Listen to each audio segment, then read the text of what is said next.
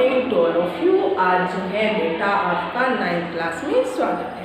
तो सबसे पहले मैं आपको बताना चाहूँगी कि जो है कल मैंने आपको क्या करा था। क्षितिज गद्य खंड में लेसन जो वैसे तो 4 है, मेरी तरफ से लेसन 3 रहेगा, क्योंकि 3 लेसन जो है आपका बोर्ड से हट चुका है, यानी कि आपकी बुक में लेसन 4 है, यानी कि मेरा जो क्रम है वो लेसन 3।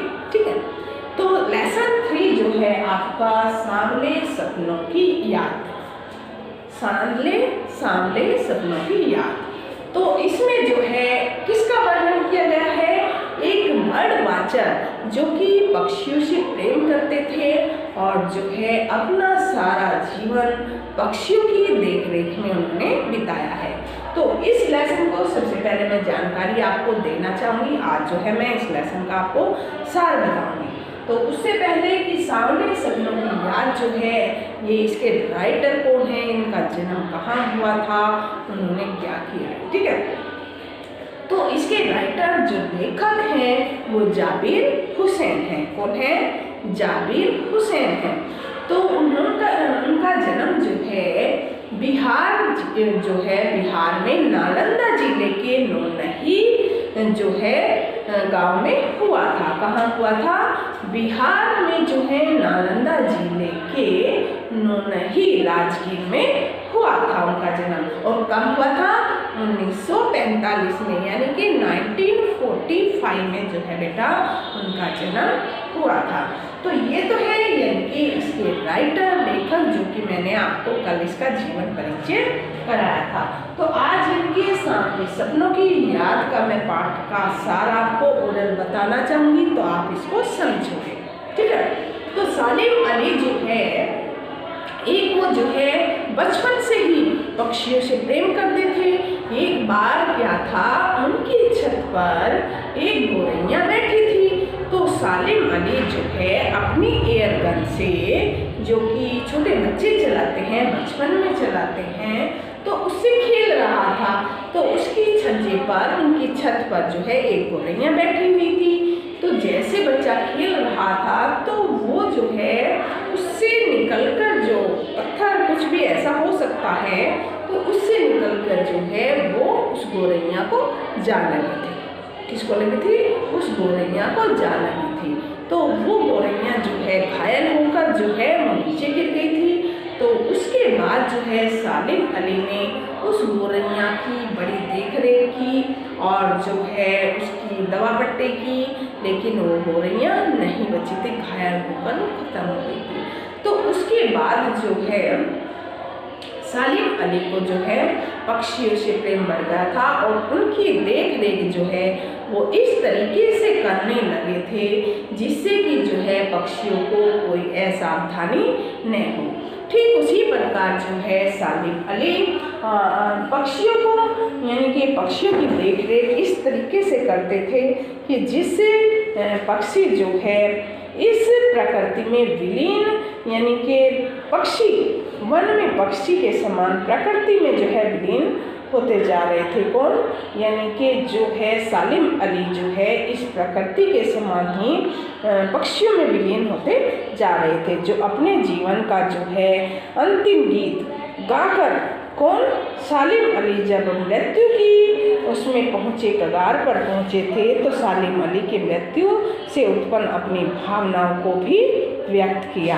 सालिम अली जो है अपने अंतिम सफर पर जा रहे थे और वे उससे वन पक्षी के समान प्रकृति के विलीन होते जा रहे थे, प्रकृति में ही अपना सब कुछ खोते जा रहे थे, जो अपने जीवन का अंतिम गीत गाकर सदा के लिए खामोश हो गए थे।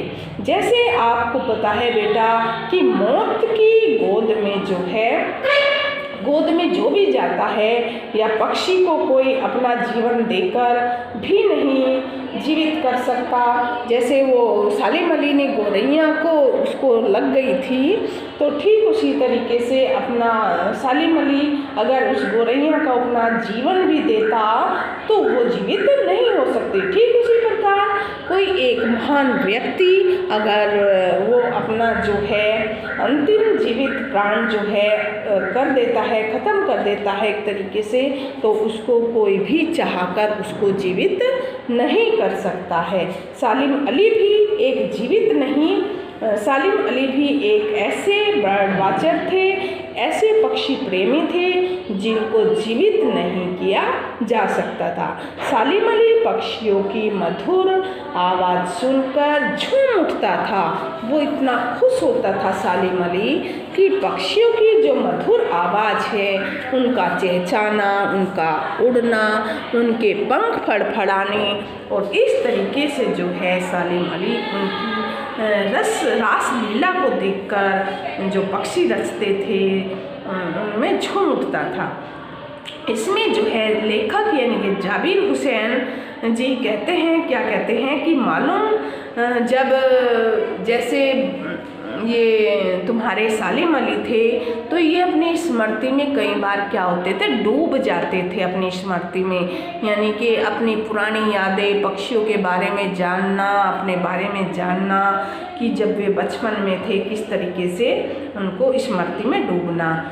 लेखक भी यही कहता है कि मालूम कि जब कृष्ण जी मान लिया कि वृंदावन है, वहाँ पर हम अगर स्मृति में जाएं कि कृष्ण जी वहाँ पर रासलीला रची होगी और गोपियों ने अपनी शरारतों से जो है श्री कृष्ण जी को तंग किया होगा, माखन के भरे भांडे भी फोड़े गए होंगे, दूध छाछ भी पिया था, कि गुंजों की जो है विश्राम किया होगा, तो अपनी बंसी की तान जो है वृंदावन को संगीत में कर दिया था। यानी कि ये स्मृति में आज हम जाएं, यानी कि स्मृति यानी कि पुरानी यादों में अगर जाए तो आज भी जो है हमें वही श्री कृष्ण जी द्वारा रासलीला यानी कि हमारे मन मस्तिष्क में दिखाई देती है।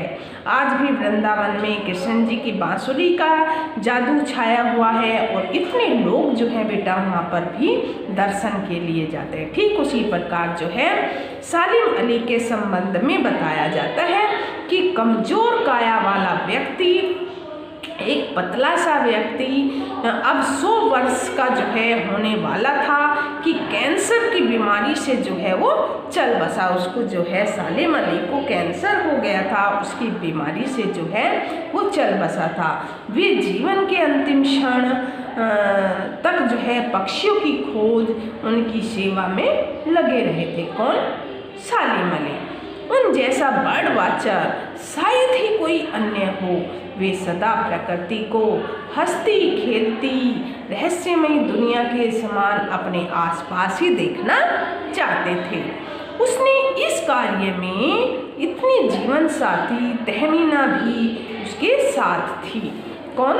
उनके जीवन साथी जो थी तहमीना, वो भी उनके साथ थी। सालिम अली ने एक बार केरल की साइलेंट वैली को रेगिस्तान की हवा के दुष्प्रभाव से बचने के लिए, उस समय जो थे हमारे प्रधानमंत्री कौन थे? चौधरी चरण सिंह जी थे।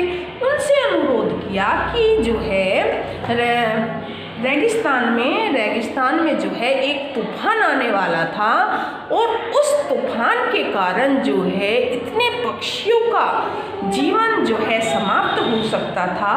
तो उस तूफान को रोकने के लिए, उस दुष्प्रभाव को रोकने के लिए सालिम अली जी ने जो है उस समय के प्रधानमंत्री यानी कि चौधरी चरण से अनुरोध किया था, आग्रह किया था कि आज सालिम अली और चौधरी चरण सिंह बेटा नहीं रहे हैं। क्यों किया था उन्होंने आग्रह? उन्होंने आग्रह इसलिए किया था कि अगर उस रेगिस्तान की तूफानी हवाओं को जो है हम रोक सकते हैं किसी कारण से, तो इतने सारे पक्षियों का जीवन नहीं जा सकता। इन पक्षियों को जो है हम बचा सकते हैं। और वो ग्रीन वैली जो है जिसमें पक्षी अपना चहचहाते हैं, अपने पंख फड़फड़ाते हैं, अपने आप को खुश रखते हैं, तो वो ग्रीन वैली भी नष्ट नहीं होगी। तो चौधरी चरण सिंह की सिफारिश से, उनके आग्रह करने पर तो सालिम अली ने उसके बारे में सोचा था कि वो जो है वो दुष्प्रभाव से बच सके। और हमारी जो ग्रीन वैली थी, हरी भरी वैली थी, तो उसमें जो है वे वादियाँ, वे घाटियाँ जो हैं ऐसे लहरा सके जिससे कि पक्षी अपना जीवन निर्वाह वहाँ पर कर सके।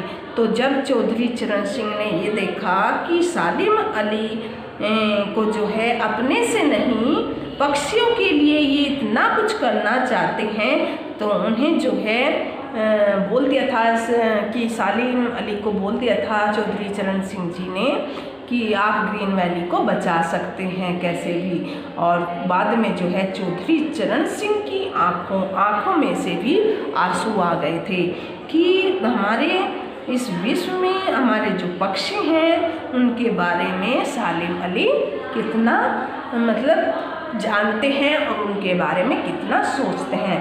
तो बेटा आज हमारे बीच चौधरी चरण सिंह भी नहीं हैं और सालिम अली भी नहीं हैं। तो लेखक को जो है चिंता कौन करेगा। सालिम अली ने जो है फॉल ऑफ ए स्पैरो नाम से अपनी आत्मकथा भी लिखी थी। किससे लिखी थी? सालिम अली ने फॉल ऑफ ए स्पैरो नाम से अपनी एक आत्मकथा लिखी थी। आत्मकथा यानी कि अपनी स्मृति की कथाएं, कहानी, अपने जो अंदर थी, उनके मन में जो प्रकृति के प्रति और उनके मन में जो पक्षियों के प्रति प्रेम भाव था, वो आत्मकथा उन्होंने लिखी थी। किस में लिखी थी? D.H. लॉरेंस की मृत्यु के बाद जब कुछ लोगों ने उनकी पत्नी, तो इसमें बेटा एक जिक्र हुआ है D.H. लॉरेंस। तो सालिम अली तो क्या थे? एक पक्षी प्रेमी थे। ठीक उसी प्रकार जो है D.H. लॉरेंस भी एक प्रकृति प्रेमी थे। सालिम अली किसके प्रेमी थे? पक्षी प्रेमी थे, बर्ड वाचर यानी कि पक्षी प्रेमी थे। पक्षियों से प्यार करते थे, उनके बारे में जानते थे, उनके बारे में जानकारी जो है रखते थे।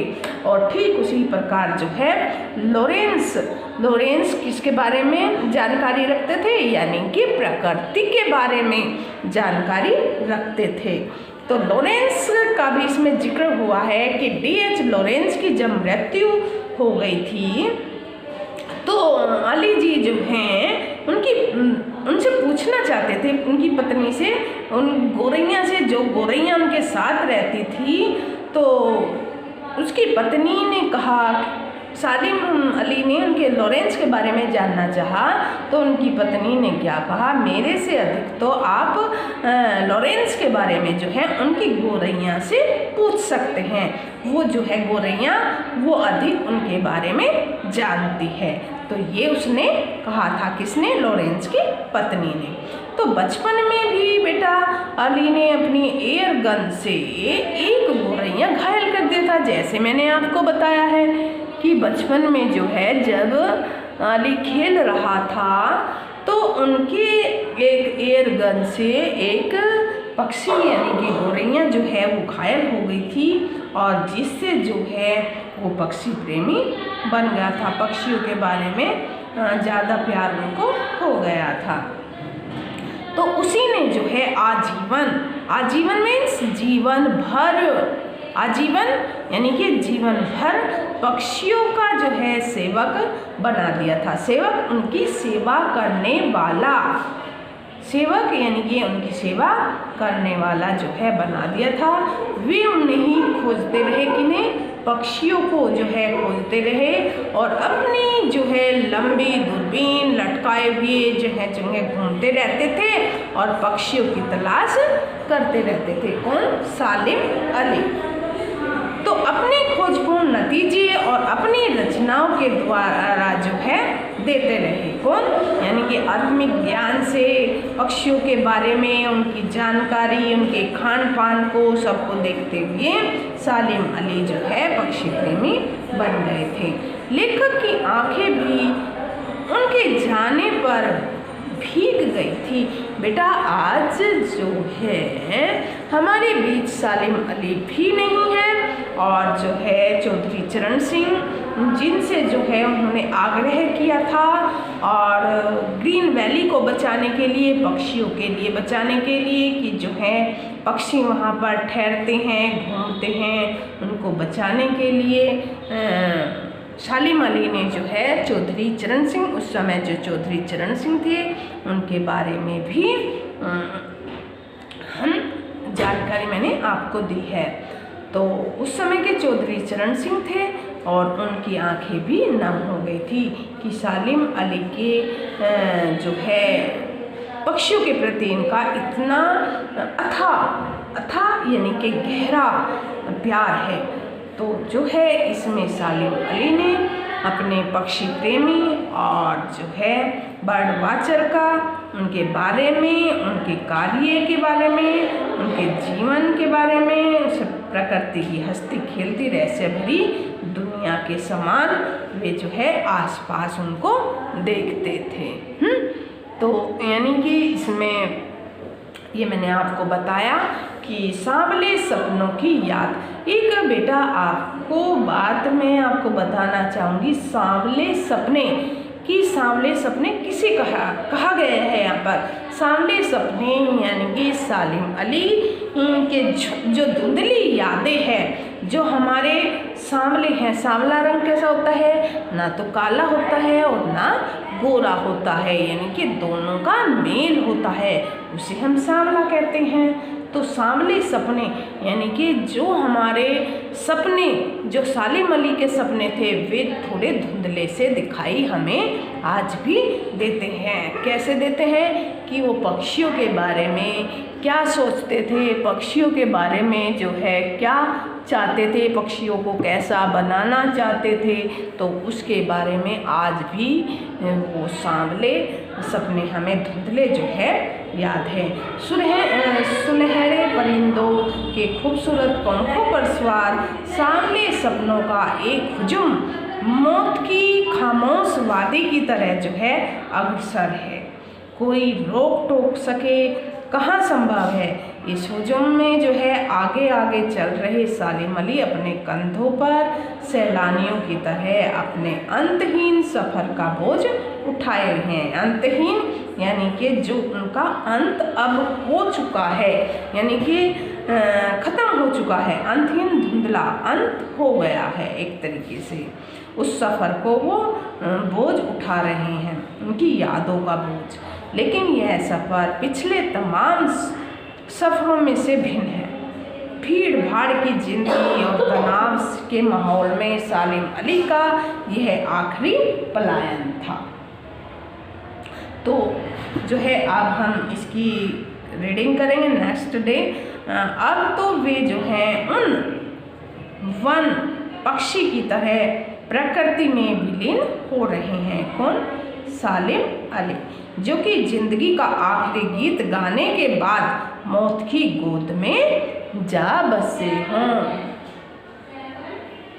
तो आप इसको देखिएगा, कितना मैंने आपको जानकारी दी। कुछ आपके मन में क्वेश्चन उठते हैं, कोई वर्ड उठता है तो उसको पूछिएगा। आप इसको एक बार मन में दोहराई करें।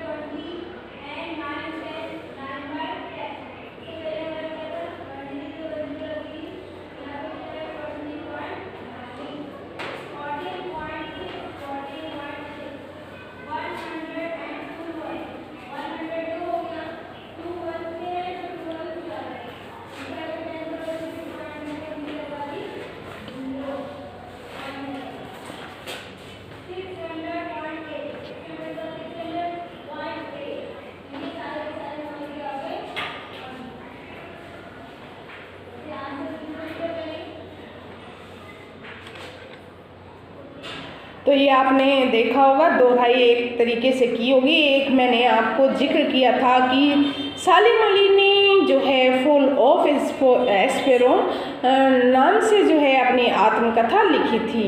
एक बुक थी उन्होंने जो लिखी थी सालिम अली ने, क्या नाम था उस बुक का? फुल ऑफ ए एस्पेरो, ठीक है।